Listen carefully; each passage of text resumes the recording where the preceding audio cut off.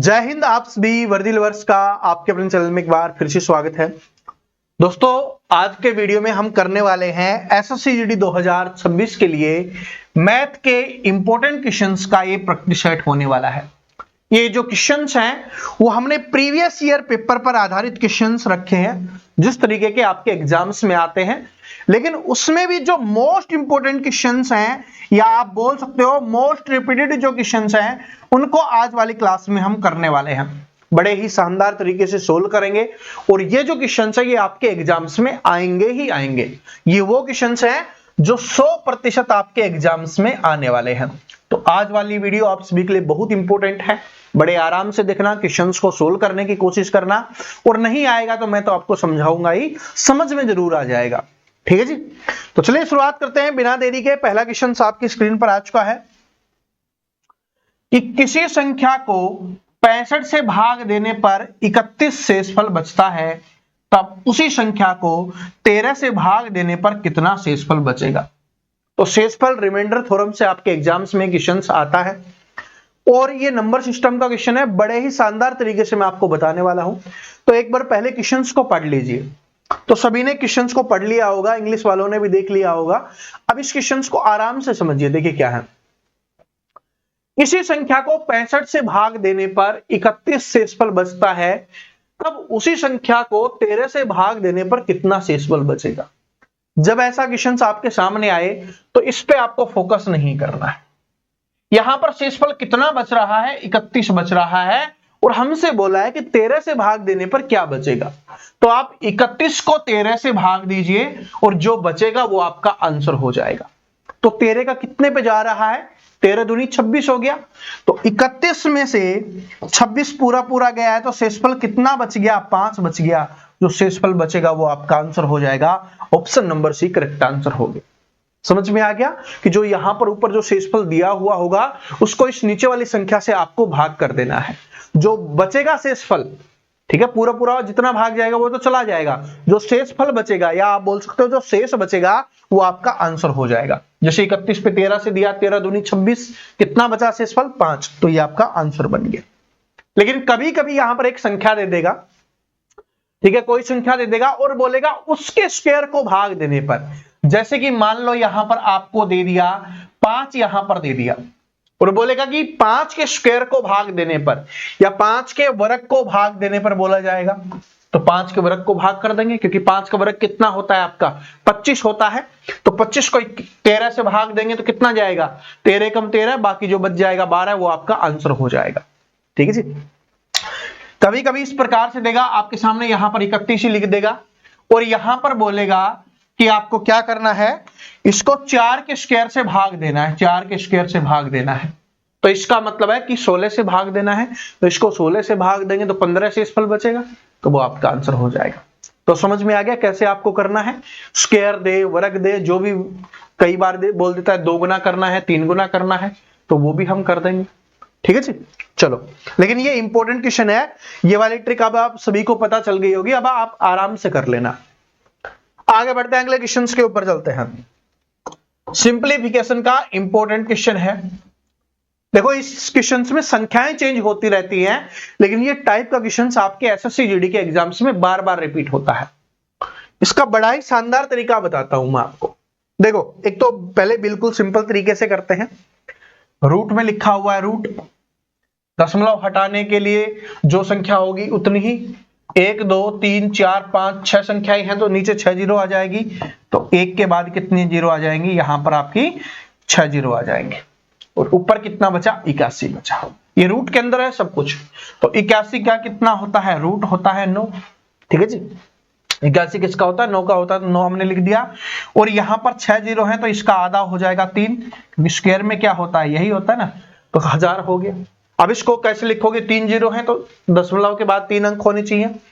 तो 0.009 आपका यहां पर क्या हो जाएगा, आंसर हो जाएगा। ऑप्शन नंबर सी।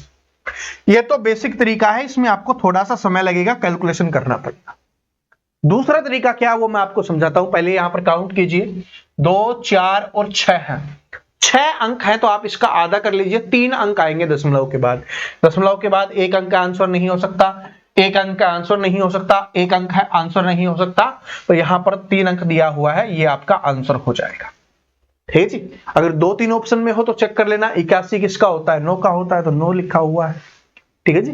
तो इस प्रकार से अपने को करना है, ये इंपॉर्टेंट क्वेश्चन है, वरना बेसिक भी मैंने आपको बता दिया है कि कैसे आपको करना है। ओके, चलो आगे बढ़ते हैं। 5 क्रमागत संख्याओं का औसत 19 है, इन 5 संख्याओं में से सबसे बड़ी संख्या ज्ञात कीजिए। 5 क्रमागत संख्याओं के बारे में यहां पर बात की गई है। क्रमागत का मतलब होता है क्रम के अनुसार, यानी कि लगातार जो संख्याएं अपनी आ रही हैं, जैसे 1 2 3 4 5 6 7 8 9 10 है, इस प्रकार से आपको बोला गया है।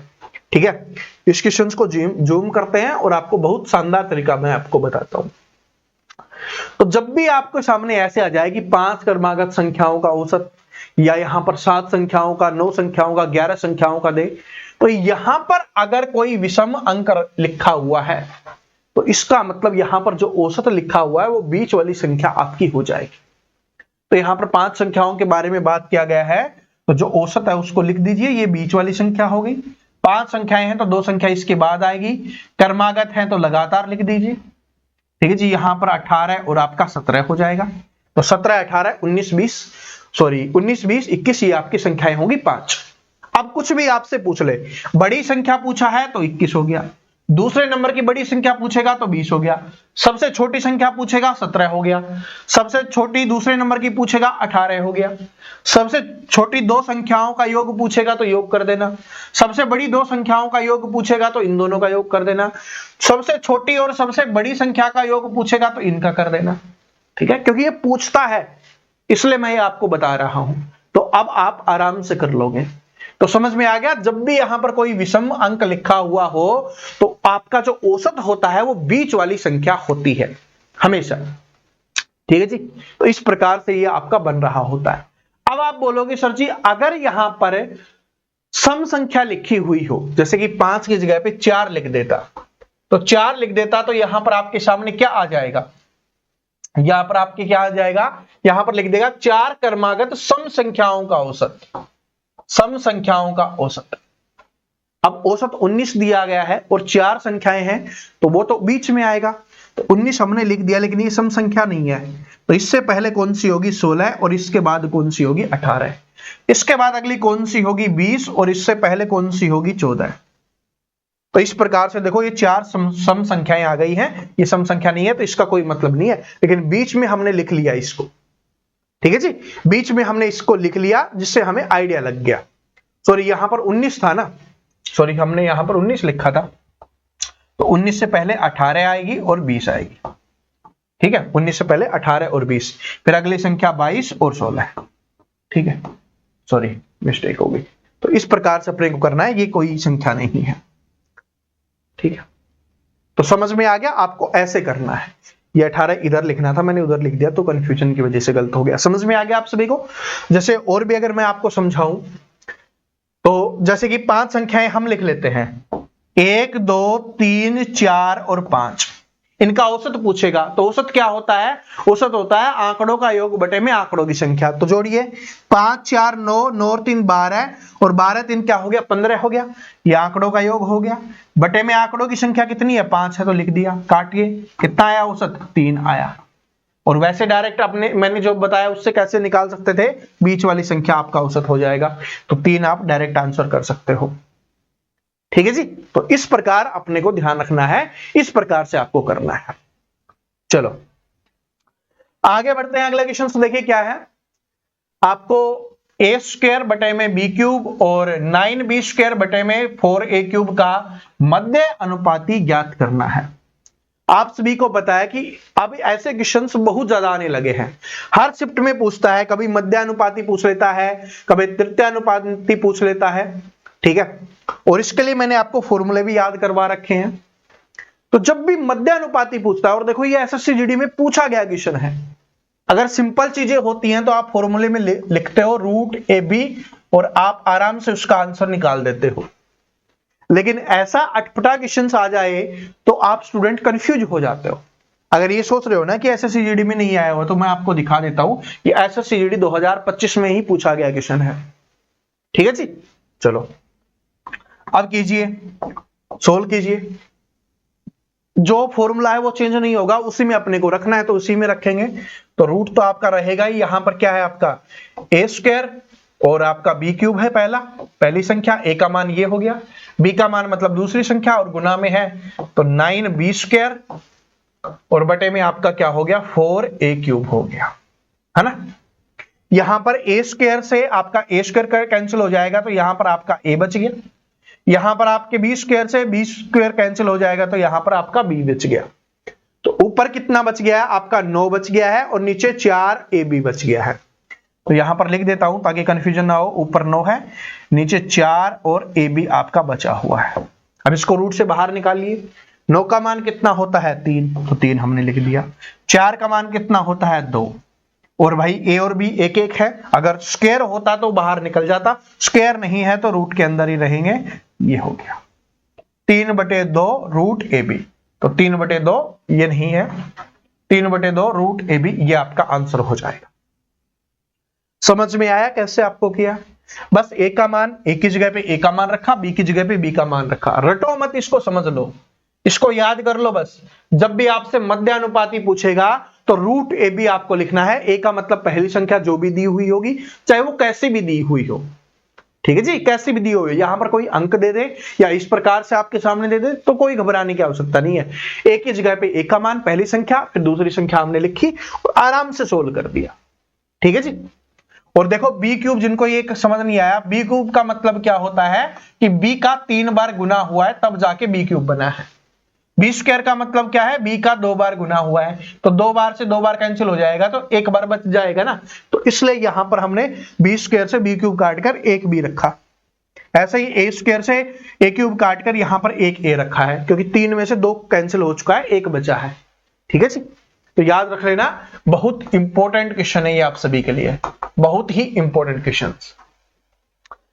आगे बढ़ते हैं और सारे के सारे शानदार क्वेश्चन हैं, एक भी ऐसा इजी वाला क्वेश्चंस नहीं लेके आया हूं, सारे के सारे। मैंने स्टार्टिंग में बोला था कि जो 100% आपके एग्जाम्स में जो क्वेश्चंस पूछे जाएंगे वही मैं सारे के सारे आपको करवा रहा हूं। अब ये क्वेश्चंस देख लीजिए, इंग्लिश वाले पढ़ लेना, फिर इसको जूम करेंगे। कि एक शहर में भालुओं की जनसंख्या प्रति वर्ष 3% की दर से बढ़ रही है। यदि शहर में भालुओं की वर्तमान जनसंख्या 21,218 है तो 2 वर्ष पूर्व भालुओं की संख्या कितनी थी, ये आपको बताना है। देखो ये क्वेश्चंस मैंने आपको प्रतिशत में समझाया था, प्रतिशत हमने पढ़ा तभी, लेकिन ये थोड़ा दिमाग वाला क्वेश्चन है।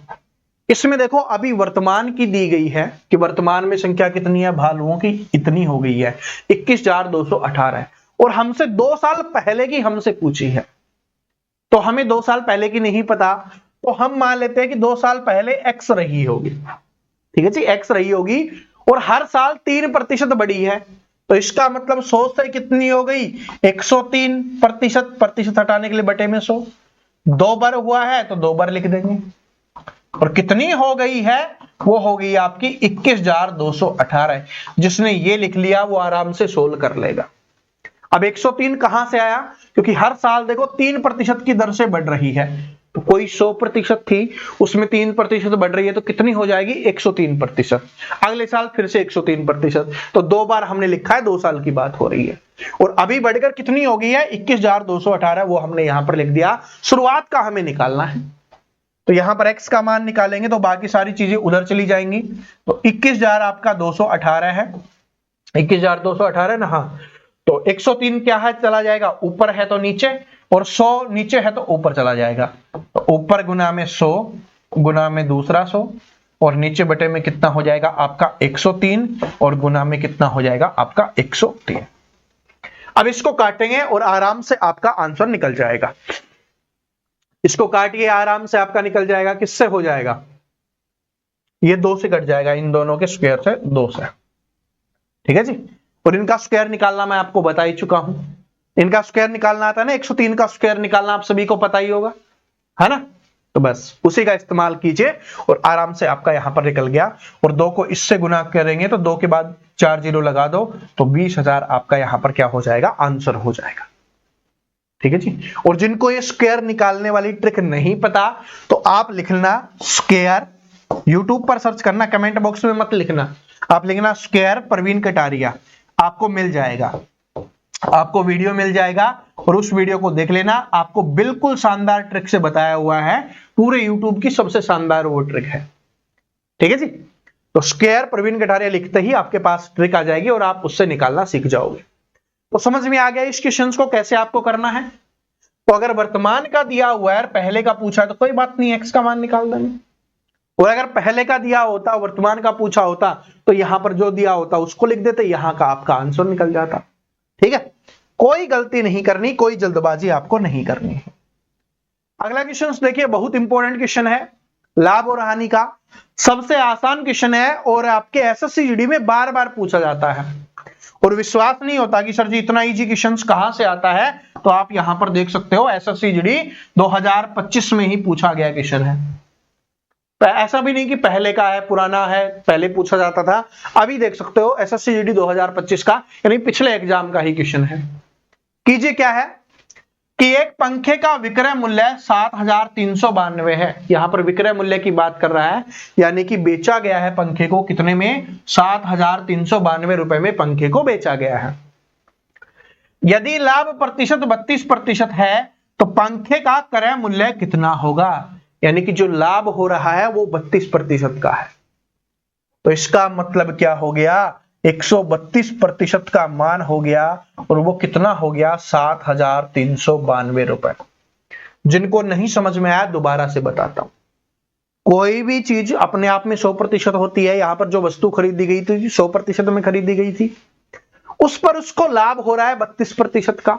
तो जब लाभ होता है तो क्रय मूल्य प्लस में लाभ होता है, तो 100 प्लस 32 हो गया 132%। तो 132% में बेचा है तो उसका मान ये हो गया। यहां पर विक्रय मूल्य दिया गया ना, तो ये बेचने का मूल्य है।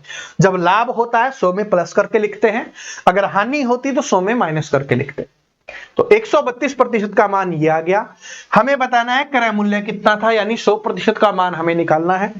तो 1% का मान निकालेंगे, इसके बटे में आपका 132 आ गया, और 100% का मान निकालना है तो गुना में आपका 100 हो जाएगा। अब इसको काटिए, कितने पे जा रहा है, तो ये भाई कट जाएगा आपका, पहले 5 पे कट गया, उसके बाद 6 पे कट जाएगा। ठीक है, हाँ, और 56 गुना 100 कितना हो जाएगा, 5600 या 5,600 रुपए क्या हो जाएगा, इसका क्रय मूल्य हो जाएगा। ऑप्शन नंबर सी क्या हो गया, इसका करेक्ट आंसर हो गया। क्या बात सभी को समझ में आ गई। ये 132 कहां से आया, अब कोई डाउट नहीं रहेगा कि जब भी आपको लाभ दिया हुआ हो, मतलब प्रॉफिट हो रहा है, तो आपको क्या करना है भाई, 100% में आपको प्लस करना है। और अगर आपको हानि दे दे कि हानि हो रही है, तो आपको क्या करना है, 100% में से माइनस करके लिखना है, और तो फिर जो मान दिया हुआ होगा उसको लिख लेंगे, विक्रय मूल्य का मान। ठीक है जी, चलो आगे बढ़ते हैं, अगले क्वेश्चन के ऊपर चलते हैं। इस साधारण ब्याज पर एक धनराशि 2 वर्ष में 1,320 रुपए और 3 वर्ष में 1,380 रुपए हो जाती है, तो वार्षिक ब्याज दर कितनी होगी, ये अपने को बताना है। तो देखो 2 साल में कितनी हो रही है, 2 वर्ष में वो कितनी हो रही है, 2 वर्ष में हो रही है भाई 1,320 रुपए हो रही है। इसमें 2 साल का ब्याज भी है और प्लस में अपना मूलधन भी है। उसके बाद दिया गया 3 वर्ष में, 3 वर्ष में यही राशि बढ़कर कितनी हो जाती है, 1,380 रुपए हो जाती है। इसका मतलब है कि 1 साल में जो ब्याज मिला है वो 1,380 में से 1,320 माइनस कर लीजिए, 60 रुपए का ब्याज मिला है। अब किसी में से भी आप माइनस कर लो, आपके पास मूलधन निकल के आ जाएगा।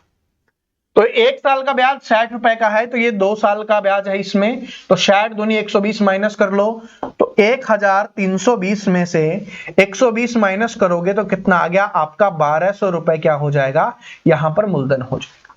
या आप इसमें भी निकाल सकते हो, क्योंकि इसमें 3 साल का है तो 180 माइनस करना है।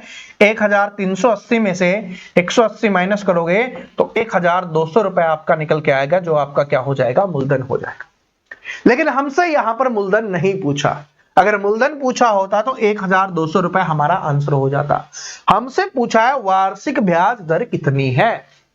तो यहां पर 1 साल में कितने का ब्याज मिल रहा है भाई? 60 का। तो 60 का ब्याज मिल रहा है, मूलधन कितना है? 1200 का। तो निकाल दीजिए कितना प्रतिशत है। प्रतिशत लगाने के लिए 100 से गुना किया है, तो 2 जीरो से 2 जीरो कैंसिल होगी आपका। 6 से काटोगे तो 10 पे, 6 से काटोगे तो आपका 2 पे, और 2 से काटोगे तो आपका 5 पे, या आप डायरेक्ट 12 पंजे 60 भी काट सकते हो। तो यहां पर कितना आ जाएगा? 5%। तो इसका मतलब कितने का ब्याज मिल रहा है? 5% का। ब्याज की जो दर है वो कितनी है? 5% है। समझ में आ गया? ये मैंने दोनों से करके दिखा दिया है ताकि आपको कोई भी कंफ्यूजन ना हो। ठीक है जी। तो यहां पर 2 साल में इतना, 3 साल में इतना, यानी 1 साल में ब्याज 60 का। तो 1 साल में जब 60 का ब्याज मिल रहा है तो 120 माइनस कर लो, 1200 क्या आ गया? अपना मूलधन आ गया। जब 60 का ब्याज मिलता है 1200 पर, तो कितना प्रतिशत है? 5% हो जाएगा। बड़े आराम से हमने निकाला है, कोई जल्दबाजी हमने नहीं की। अब इस वाले क्वेश्चन पे आप फोकस कीजिए कि किस वार्षिक ब्याज दर पर साधारण ब्याज पर एक धनराशि 5 वर्ष में 3 गुना हो जाएगी। यहां पर साधारण ब्याज की बात हो रही है और 3 गुना होने की बात हो रही है। इसका मतलब कोई राशि 100 से कितनी हो जाएगी? 300 हो जाएगी। 3 गुना का मतलब क्या है? 100 से 300 हो जाना। तो इसका मतलब जो ब्याज मिलेगा वो कितने का भाई? 200 का। ब्याज कितने का? 200 का। लेकिन कितने सालों की बात कर रहा है? 5 सालों की। तो 200% का ब्याज चाहिए, क्योंकि कोई राशि भाई 100% से कितनी हो रही है? 300% हो रही है। तो ब्याज कितने का चाहिए हमें? 200% का। लेकिन कितने सालों में? 5 सालों में। तो 5 से इसको डिवाइड कर दीजिए, 1 साल का आ जाएगा। 1 साल में कितना ब्याज चाहिए? 40% का। और 1 साल में जो ब्याज चाहिए वही क्या होती है? हमारी जो दर होती है वार्षिक ब्याज दर। तो यानी कि 40% का ब्याज चाहिए। क्या बात सभी को समझ में आ गई? दोबारा से देख लीजिए कि कोई राशि है वो 3 गुनी हो जाती है, तो 100 से कितनी हो गई? 100% से 300% हो गई। तो इसका मतलब इसमें ब्याज कितना जुड़ा है भाई? 200% का। और कितने सालों में जुड़ा है? ये 5 वर्षों में जुड़ा है। तो इसको 5 से डिवाइड कर देंगे, 1 वर्ष का निकल के आ जाएगा। और जो 1 वर्ष का होता है वही वार्षिक ब्याज दर होती है। तो 40% क्या हो जाएगा? हमारा यहां पर करेक्ट आंसर हो जाएगा। ठीक है जी। तो आज वाली क्लास में ये सारे के सारे इंपॉर्टेंट क्वेश्चंस जो हमने किए हैं, ये आपके लिए बहुत इंपॉर्टेंट है। ये आपके एग्जाम्स में बार बार रिपीट होते हैं। तो ईमानदारी से कमेंट करके बताना किस किस को ये क्वेश्चन समझ में आए, आज वाली क्लास कैसी लगी, क्वेश्चंस कैसे लगे। ठीक है जी।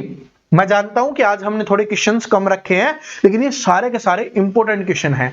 इन क्वेश्चंस को नोट कर लेना, समझ लेना, याद कर लेना। ये हमेशा के लिए आपको याद हो जाएंगे। ठीक है जी। तो एग्जाम में आओगे इस टाइप के क्वेश्चंस तो आराम से कराओगे। ठीक है। तो अगर क्लास अच्छी लगी तो कमेंट करके जरूर बता देना। चैनल पे नए हो तो चैनल को सब्सक्राइब करके बेल आइकन को जरूर प्रेस कर लेना। और शाम को अपनी 6 बजे जो क्लास आती है उसको देखना मत भूलना। डेली सुबह 9 बजे और डेली शाम को 6 बजे, ये 2 क्लासेस आपके लिए अभी डेली आ रही हैं। तो आप इन दोनों क्लास को जरूर देखा करें। मिलते हैं नेक्स्ट वीडियो में, तब तक हंसते रहिए, मुस्कुराते रहिए, पढ़ते रहिए। जय हिंद।